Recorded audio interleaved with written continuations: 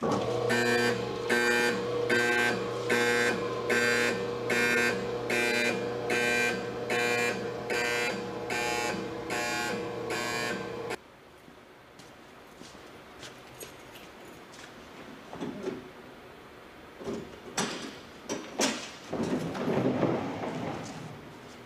on into my world.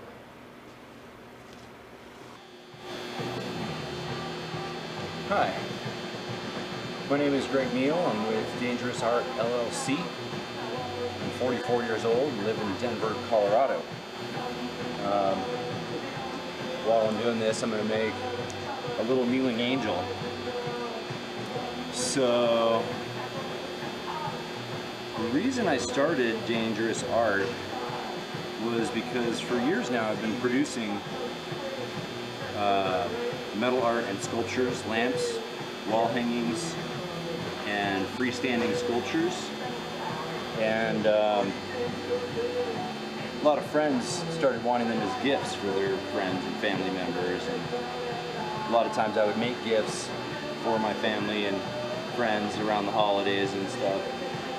And it started becoming pretty popular to the point where I was selling a fair amount of stuff and getting these custom orders.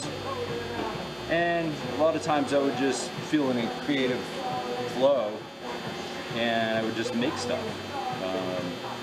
And it started accumulating at the house. And my girlfriend, Paula, was like, "Are you ever gonna get rid of any of this stuff?" And another friend of mine suggested that I do an art showing. And there's a bar here in Denver that has a gallery down in the basement. And I ended up doing a show there. I had like 60 pieces on display, wall hangings, freestanding sculptures, and lamps. And I was pretty encouraged by the results. I got a lot of positive support and encouragement, and decided maybe I should do this as a business.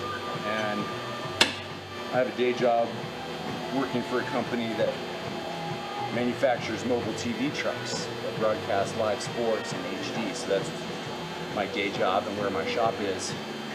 And I make a pretty decent income and don't have any legitimate tax shelters or tax deductions. No homeowner mortgage deductions. No student loan interest. So it got to the point where I just needed a tax exemption.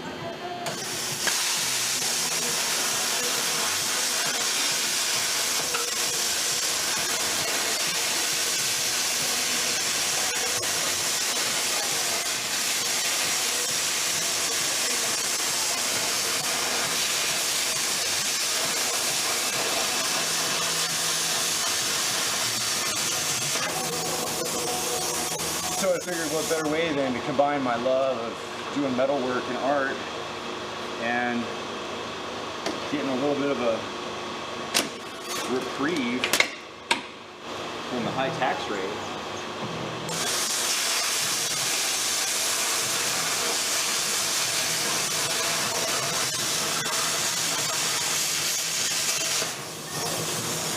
Plus I was selling so much stuff, I felt like at some point I need to go legit, get a business license, sales tax license, and report my income. I don't want to get in trouble with the tax man.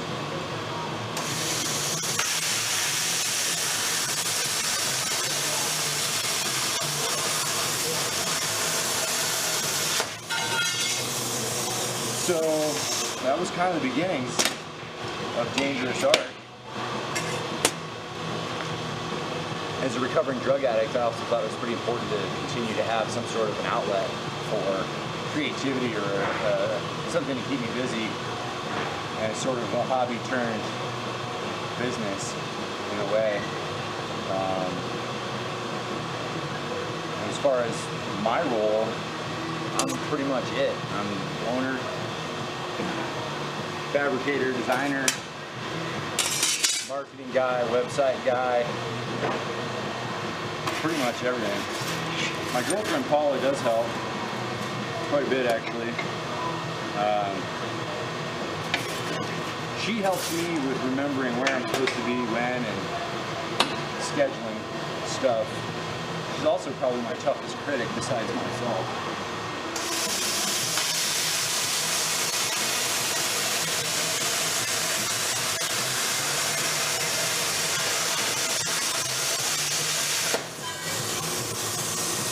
So I'll use her as a sounding board to help me determine if what I'm doing is cool or whether people might be interested in it or not.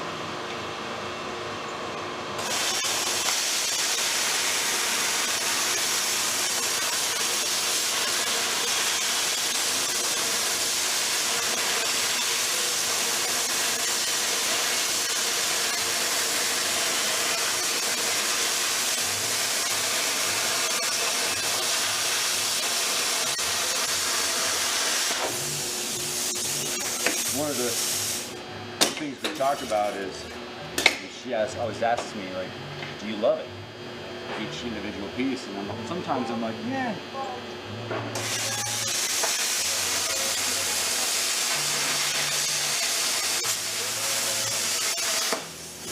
So her response always is, well, why do you make it if you don't love it? Well, the truth of the matter is, not everything I love, everybody else loves also. When I was starting out, it was primarily stuff that I'm interested in. I was making skulls and that kind of stuff. And it's kind of guy art. And if I wanted to have a lot of customers, I knew I had to branch out and get to producing all different kinds of stuff. And a lot of it for me is an exploration in the process of doing it. Like, how do you accomplish? I get a vision in my head, like say I'll be out camping and I'll see a columbine flower or state flower, it's epic. And I love it, I'll get a vision in my head.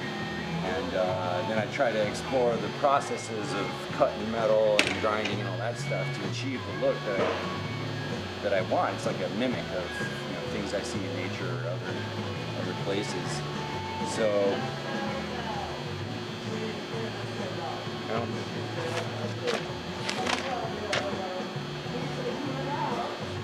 so the main job is working here at Colorado Studios. I do all the art in the mornings before work, at my lunch hour, after work, nights and weekends. Paula, her dad owns a ski shop in Fraser near Winter Park ski area. And in the wintertime, she's up there 3 to 4 nights a week helping her dad run the show. And so I'm home alone, so I'll come home, eat dinner. I work the 7 to 3 shift, so I'll come home at 3:30, feed the dogs, take them for a walk, lay down for a quick nap, get up and eat some dinner and come back to the shop and pursue some of the projects I have in mind. And that's 7 to 3 Monday to Friday, full-time job with benefits. It's a good job, and there's nothing I'm going to do with Dangerous Art that's going to potentially put that position at risk.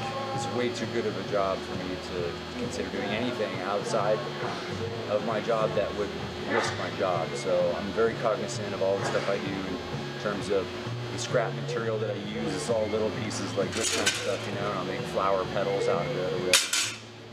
So, you know, I'm just very cognizant of my good job and making sure that I don't screw that up. So I'm going to go ahead and grind the slag off of these from the plasma cutter, and we'll carry on our conversation.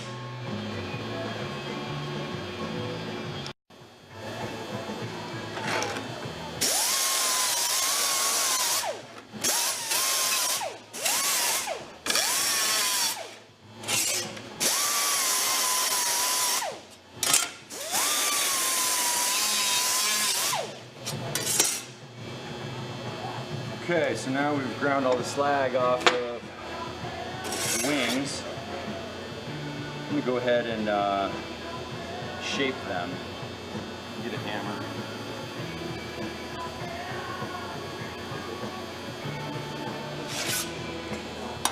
So as far as my personality goes, I don't know. It's always hard to talk about yourself. What kind of person you might be. Generally, myself more as a leader, someone who needs to know what happens next, what needs to happen next. You know, I think it's planning and being prepared makes life so much easier in many different aspects, whether it's work or whether it's in your personal life, having your shit together. I can be a hard ass. I for sure, if you were to ask other people, my friends, my coworkers,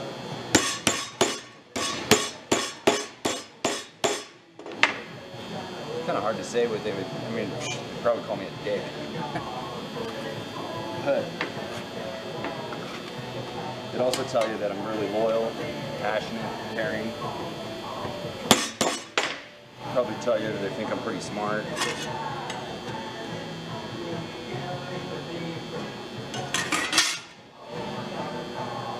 I'm also laid back though. Like I like to relax and have a good time and be mellow. I don't know, maybe you should ask my friends and see what they say. I'd be interested to hear. Paula, that's my lady, Paula Jones. She's a year older than me. We met almost 5 years ago, being November 18th in 2008. We met online. We talked and chatted and sent pictures back and forth for a while. She was in Winter Park and I was down in Denver. And we ended up getting together and having a dinner, and it was pretty much done for me right then and there. I mean, I knew she was the one. She's funny, she's caring, compassionate, considerate, loyal, and most of all, beautiful. We get along pretty good. I mean, we have our usual arguments that any normal couple is going to have when, you know, over what you're going to wear or what we're going to eat.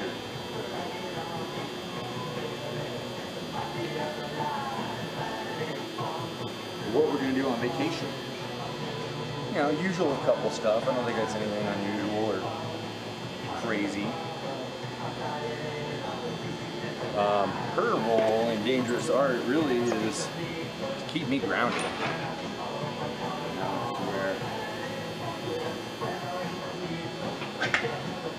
keep me on track, scheduling, let me know when I'm supposed to be someplace.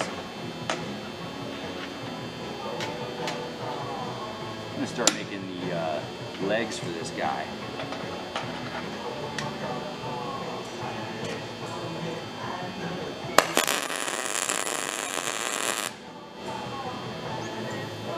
So this angel, I'm gonna have him kneeling, or her, maybe. Kind of a downtrodden sort of a look to it. I don't know why. But getting back to Paula and her part in all this, she's probably my toughest critic aside from myself. A lot of times I'll bring stuff on and she's all, meh.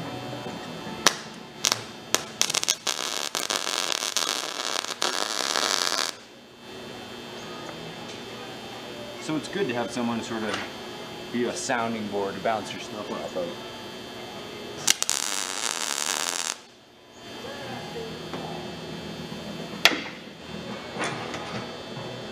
Let's see, next question. That's for Paula about me. Well, let's see. People I encounter, quite a wide variety of people. We've got, you know, the gallery owners, there's other artists that you have to deal with in these shows, customers.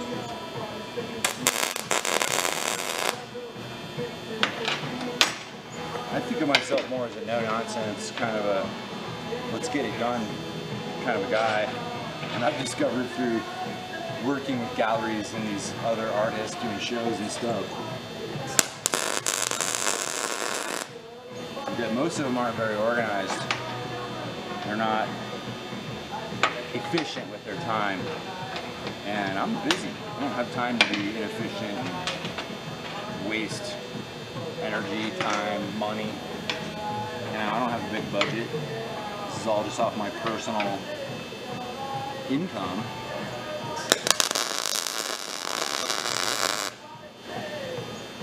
So time matters. I mean, I don't have time to be waiting on you if you're late. But customer-wise, all types. I've had some extremely wealthy customers.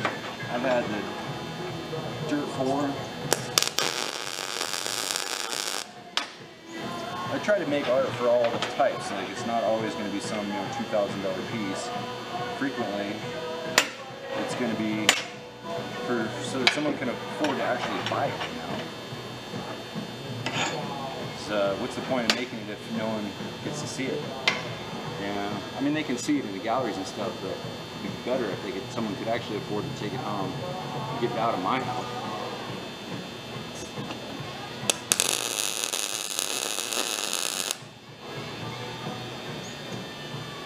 I've got a spare bedroom kind of mother-in-law apartment type deal at my house. It pretty much acts as my warehouse.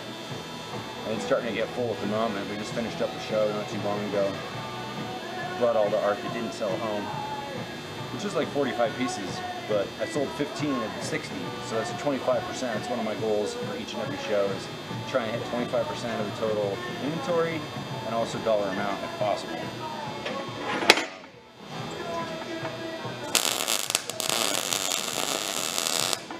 It's funny, most of the artists are more about the art than they are about the business end of it.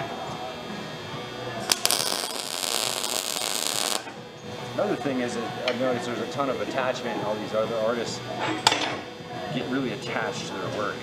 And when it comes time to sell it, they're like, want too much money, you kind of don't want to haggle on the price.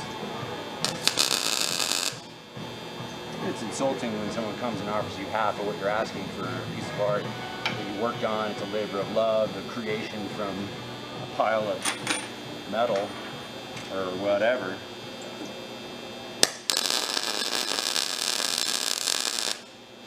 So my experience over the last 2 years of doing this is that most of the artists don't sell very much art.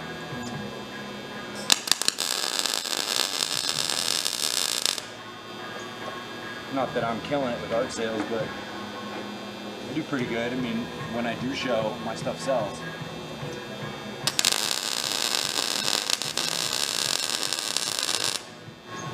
I mean, out of all the galleries I've been to, with the exception of Aspen, I've been the highest selling artist in each of these venues by quite a bit.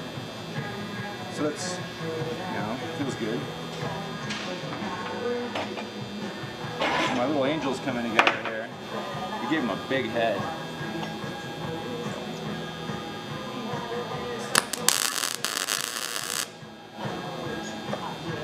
A little front heavy right now, but once I put those wings on the back, it should even out.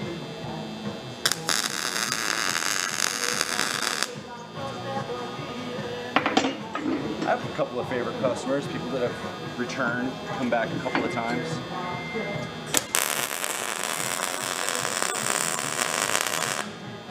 I'm like most artists, I'm sure. It starts with friends and family. We'll take a little break.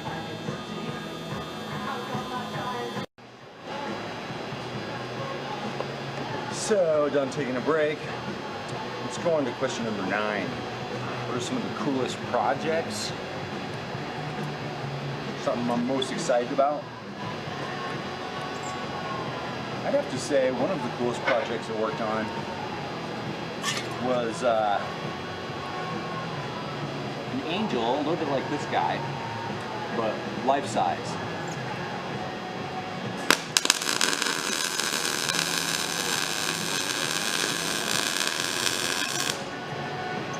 Female sculpture made from over 500 individual pieces of scrap metal, freestanding, big angel wings on it. pretty cool. I really like that one. It just recently sold in June at the art gallery at the Performing Arts Complex.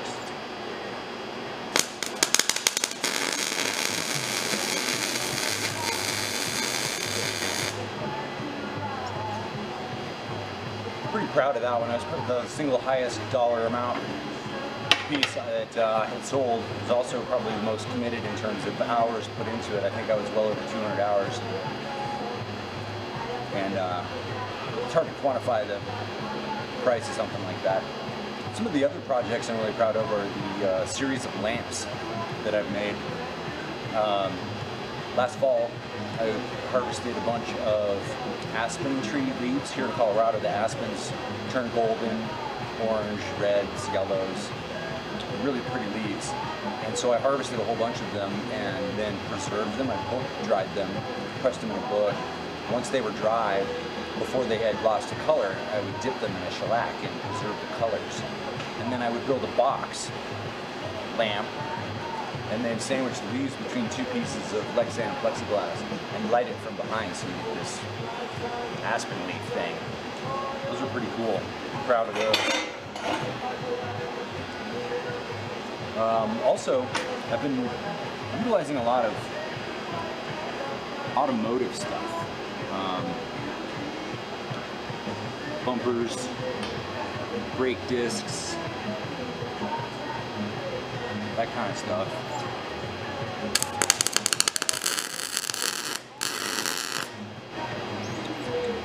And I took this early 1960s chrome bumper and cut it up and rearranged it into, kind of keeping with the theme for the Angels, a set of wings about 6 feet across. So it was a wall hanging. I had plasma cut. Actually, I have one of the, this one was left over. I cut a bunch of these feathers and weld them onto a big chrome bumper and make it a wing. I really like those. I've actually made 3 sets of them and sold all 3. The most recent one was at the art gallery at the Performing Arts Center, the same place as the standing sculpture. And turns out the lady that runs the theater right next door to the art gallery, it's one of the smaller theaters that does plays, she fell in love with those bumper wings, the wall hanging, and she really wanted to buy them.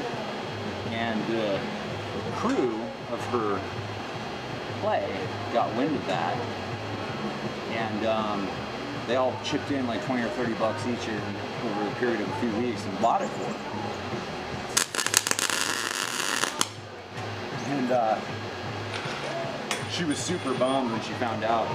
She kept going into the gallery and asking about the wings, and the owner had to tell her, like, well, it sold, and she was really, really disappointed. So she ended up taking one of my business cards off the display and called me. Well, luckily I'd been warned by one of her employees or cast members of the play that she might call trying to get me to sell those wings to her instead, or maybe try to reproduce them and make something similar.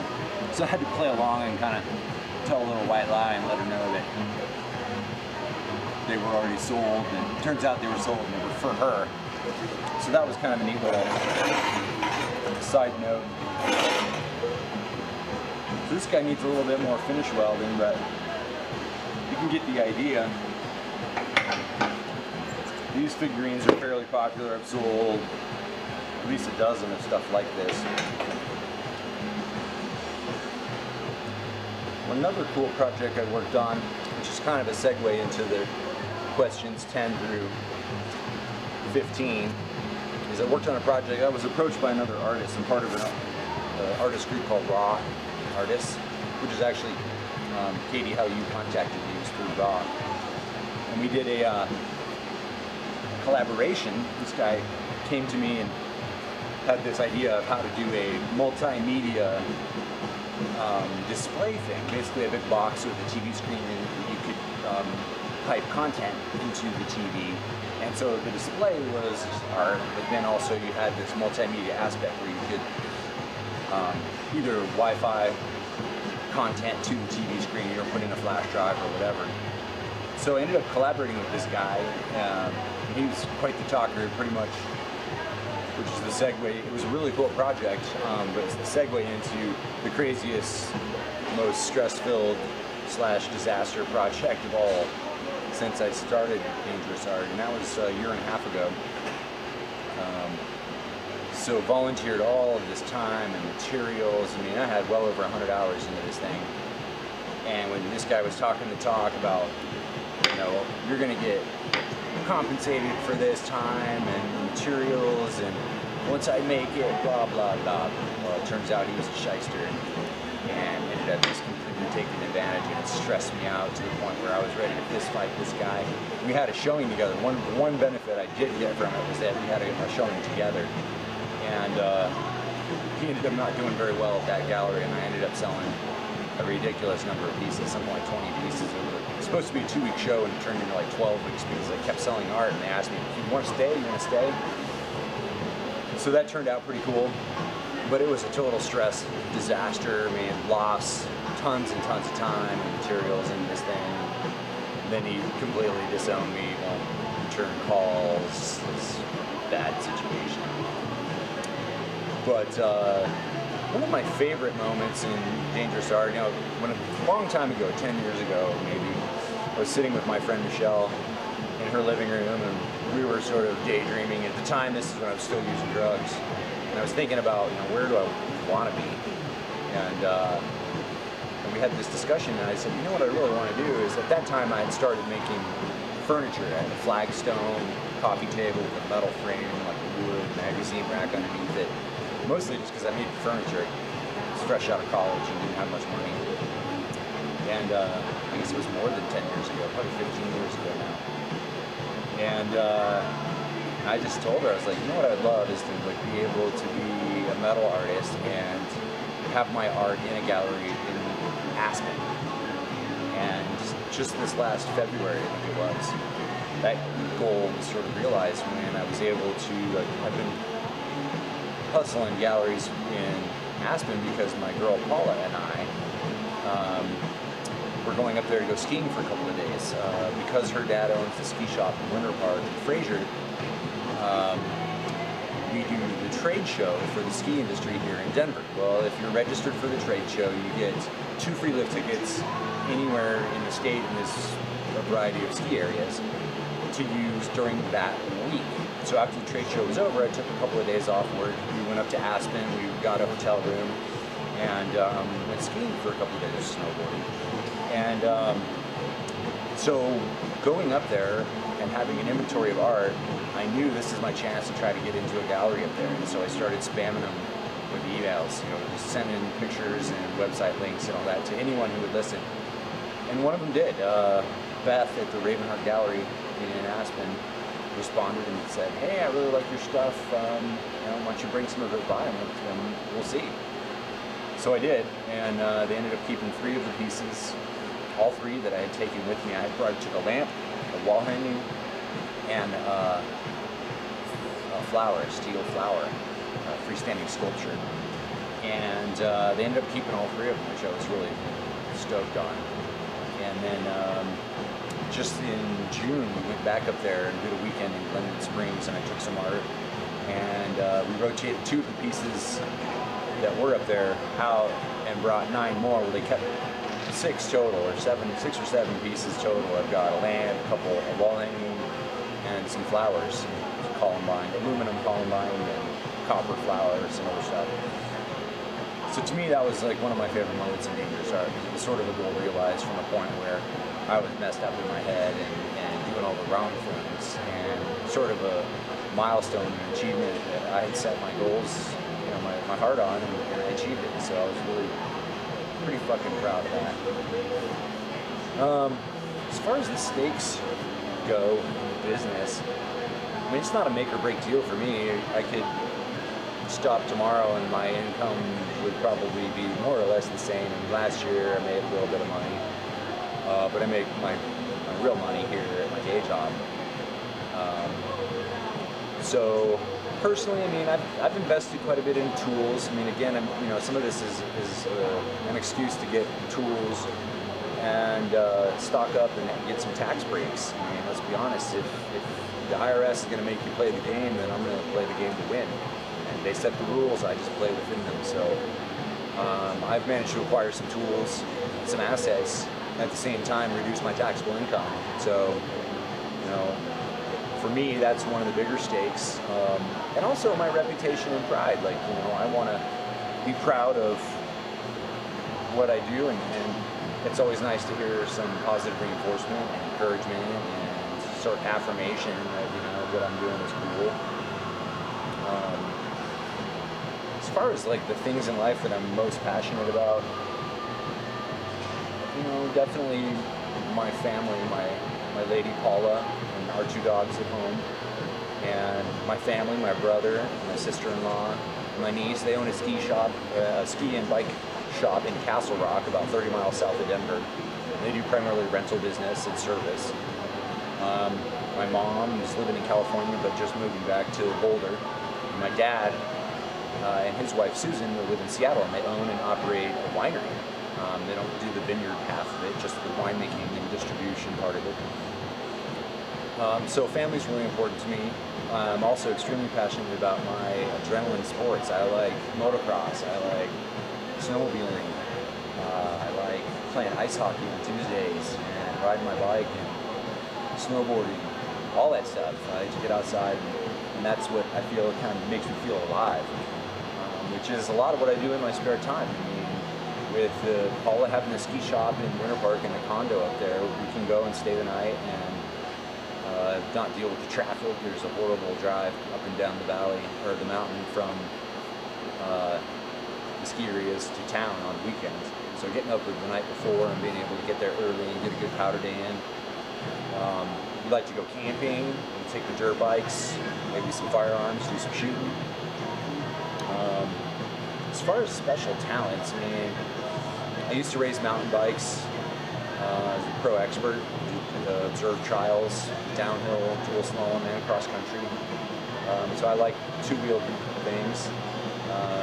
Special talents, I mean, this is kind of a special talent. A lot of people don't have the vision or the know-how or the tools or any of that stuff to even if they had this idea, they couldn't actualize it. So I think, being able to take an idea and turn it into something legitimate, like a product, is a special talent.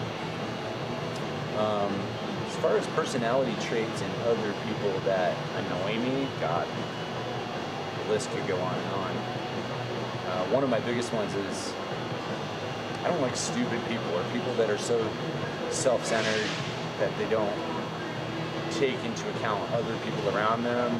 Little stuff like driving in the line at the grocery store, consideration, respect, courtesy, simple, the golden rule type stuff that seems to be lost in our society today. There's a generation of kids out there that aren't being taught that, you're supposed to give your bus seat up for the old lady, hold the door for someone, do something nice without expecting something in return, little stuff like that. That's probably one of my big pet peeves in terms of personality traits in other people. As far as personal strength that I like most about myself is probably determination. Just deciding, and that's part of being in recovery from cocaine addiction, is every day waking up and making a choice.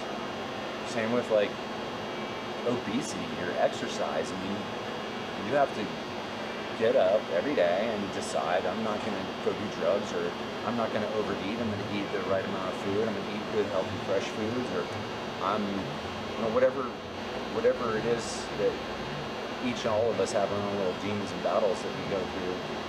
And for me, I like being determined, and the fact that I get up and decide every day what I'm going to do, and then go do it. Yeah, go out there and just do it. personal weakness. I don't like the fact that sometimes I'm impatient. Like, I'm a very patient person as a Virgo. That's one of our characteristics, but at the same time, I'm impatient. And again, it kind of comes back to that whole consideration, courtesy, and respect thing that we have with a lack of in today's society. And I lose patience for people that don't give a shit about anything other than themselves and their own little world. And that's a weakness that I would like to improve upon. Pet peeves, I've gone over a little bit of that. Dishonesty, people who the little cheats, the writing down on your timesheet that we're on time and you weren't on time. Like, little, because it's disrespectful and hey, it's kind of stealing from the boss, but it's disrespectful to all your coworkers and other people who showed up on time. They're getting paid the same and you didn't. That stuff. How do I react to criticism? Probably not as well as I should. I'd like to think that I can take criticism. I've noticed that my skin has gotten thicker over time as I've been doing art. You put yourself out there and you bare your soul and put a price on it, and someone says, oh, I could do that. I say, well, okay, maybe you could, maybe you couldn't, but sometimes it annoys me, and other times it doesn't bother me at all. I guess it's kind of weird. I'm not sure how I could define what circumstances would make it not bother me and others that do bother me. But role models and heroes. Well, role model for sure would be my dad. Both my parents, mom and dad. Being a boy, and you want to emulate your father, and my dad is awesome. He's considerate and loyal and kind and compassionate and loving, and he cares. And those are basic human qualities that I admire and respect, and I think that's important. Heroes, I'm a big hockey fan. Joe Sakic, Patrick Waugh, those guys are awesome. I'd love to meet people like that. What would you be surprised to know about me?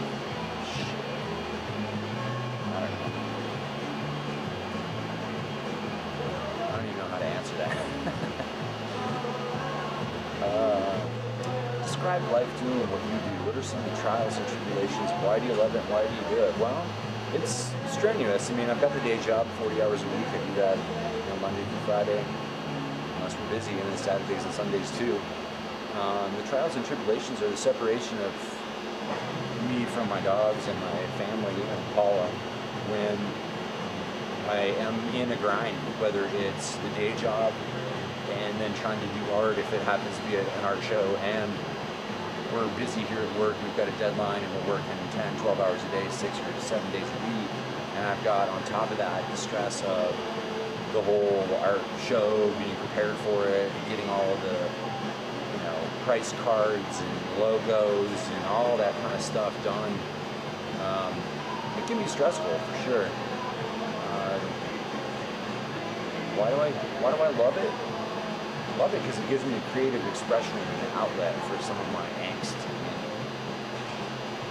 Because inside I'm a little angry at a lot of different things. So 10 years ago I got hit on my motorcycle by a drunk driver and had some back problems ever since, and there's a little bit of residual anger about that, about this drunk driver, and put me in a decade of pain and suffering, and every day I got to wake up and deal with that. But I do it because I don't think I can not do it. It's the artist curse.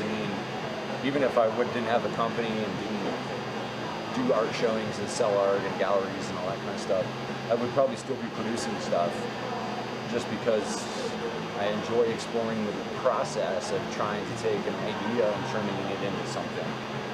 And I do love it. If you were to follow me as part of a docuseries, what would you see in every episode? I don't know. I guess in theory, if you felt there was enough content here to produce it, it would probably be something like a mix of home life, what it's like with Paula and I and our interactions together at the house, and discussing what's coming next, and the division of responsibilities. And she takes care of a lot of the household stuff, and I pay the bills year round, and we divide and conquer. And so there's the meeting with a potential customer. I get a lot of my business comes through Facebook and the website and word of mouth in the galleries. And I'll have people say, I really like this piece, but I want it bigger, or made it out of aluminum or copper or something. So there's the negotiation process of discussing what it is this person wants and how maybe we can try to create something that's for them. So that could be part of it. Then there's the actual fabrication aspect of it, which is interesting in itself. I know people like the whole monster garage and sparks flying and that kind of stuff, and there's certainly a lot of that in here. There would be a little bit of drama, but we try to live our life drama free. I'm certainly not going to become a circus clown here to amuse you. Good fellows for you. I don't want to create. I don't want to be a TV circus clown like some of these reality TV shows. So, if that's what you're looking for, then I'm not your guy. But that doesn't mean that there's no drama or like trials and tribulations of any given project or process. I think we could incorporate aspects of her life in the wintertime with the ski area and managing the ski shop, and then my brother's world with his ski and bike shop and the interactions among my family. And they at times have displayed art for me in the bike and ski shop. In fact, last January or February they had a building fire, and I had like 10 or 11 pieces in there that got burned and went through a building fire. And so there's always something as far as the drama goes. And then of course there would be the whole get the finished product to the customer, or maybe an art showing, and the big unveiling, and 60 to 100 people coming and having cocktails and reselling art. I think those are all parts of what you might see if you decided to do something like this. If there's anything else that feels important for you to know, this is the time. Well, again, this, if we all decide to do this, I'm not going to be that circus clown guy. It's going to be a controlled chaos of my life. But I'm not here to just be on TV. I mean, that's not what I want. So if we can all come to terms on whether or not you think that this is content for either my own docuseries or part of something else that you've got going on, I'm certainly willing to talk. Thanks for listening. See ya.